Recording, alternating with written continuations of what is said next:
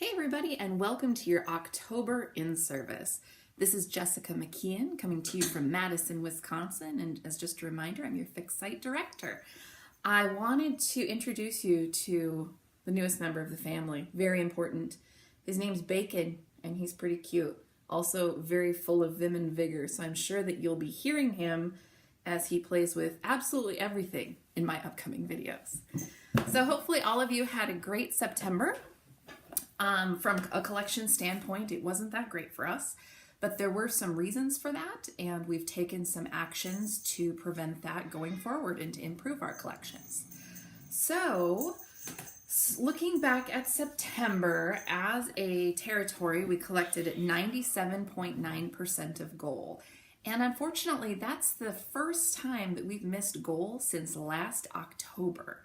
So the good news is that that was a really long streak for us. The bad news is that unfortunately we have to start the streak over.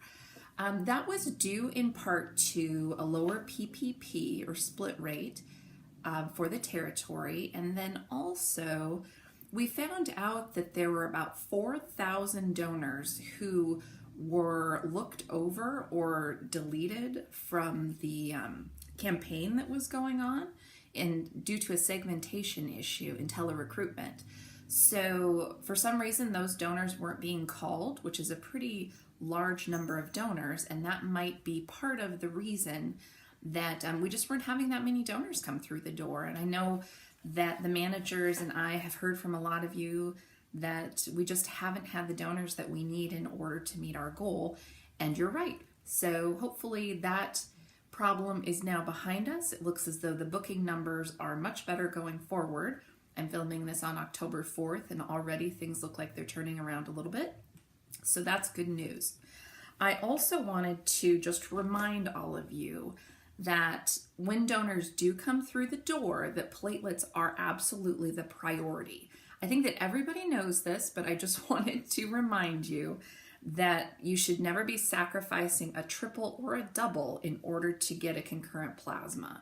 So just ensure that if a donor is a triple or a double, that we absolutely take their platelets, and you would never want to take that down, a triple to a double or a double to a single, just in order to get their plasma. So just a reminder there.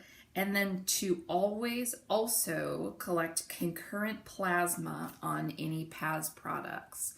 So hopefully you'll have a chance to ask your manager or team supervisor, whoever's at your site, any additional questions about that, but always get concurrent plasma with the PAS products, and platelets take priority when you're collecting otherwise. So I also wanted to let you know that we're going to start having some safety scorecards. So this is a really great opportunity for us to focus more on safety. I like to think that we do think about it quite a bit, but this is a way to bring it more to the forefront.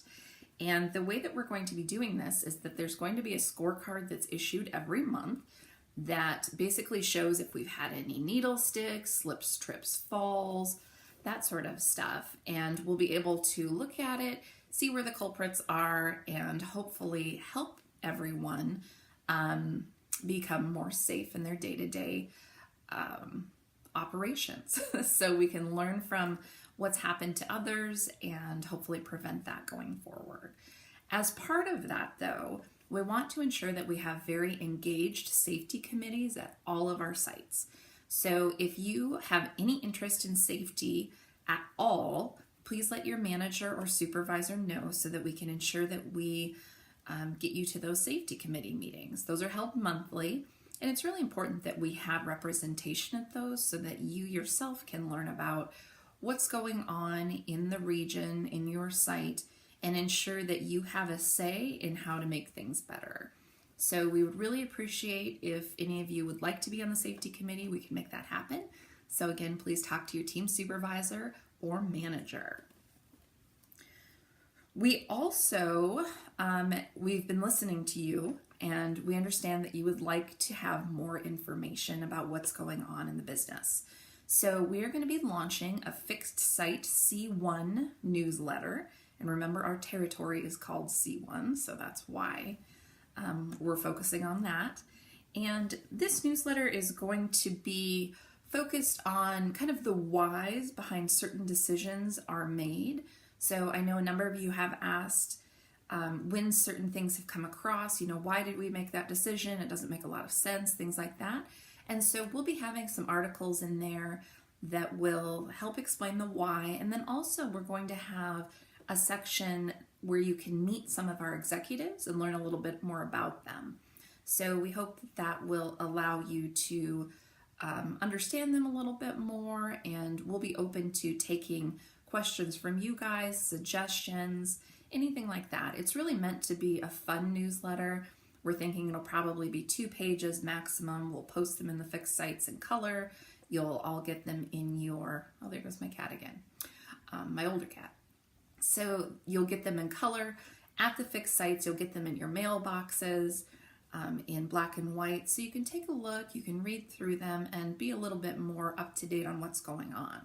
We know that a number of you love to write things and draw things. So if any of you would like to contribute to the newsletter, please let me know, let your manager know, and we'll be happy to include that going forward. But it's important to us to kind of have a fun forum to do that. All right, so now moving on to more talk about goals. So last month, I already told you that C1 came a little bit short for the first time in almost a year. We came in at 97.9% of goal.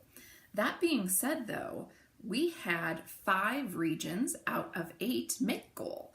So congratulations to Badger Hawkeye at 100.3%, Heart of America at 100.8%, IOR 100.2%, Great Lakes 102.4%, and Southeast Michigan at 107.7% of goal.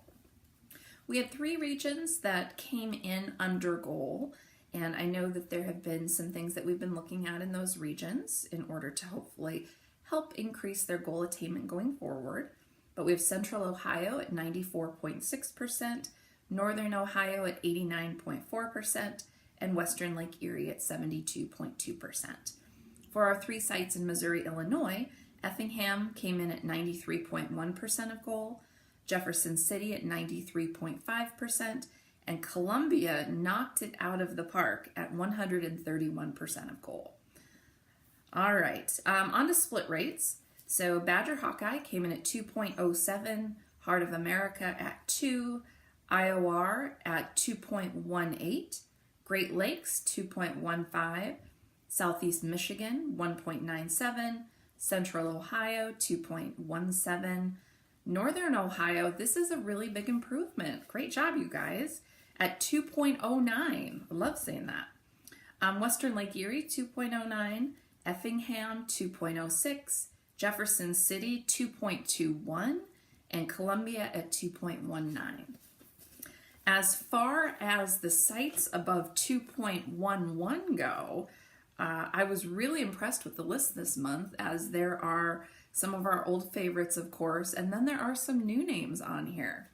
So, of course, the top spot, as usual, it's very hard to dethrone this group because they're pretty awesome, was Goshen at 2.33, and they were 7th in the system. So congratulations to you. You guys continue to just do a phenomenal job when it comes to split rates.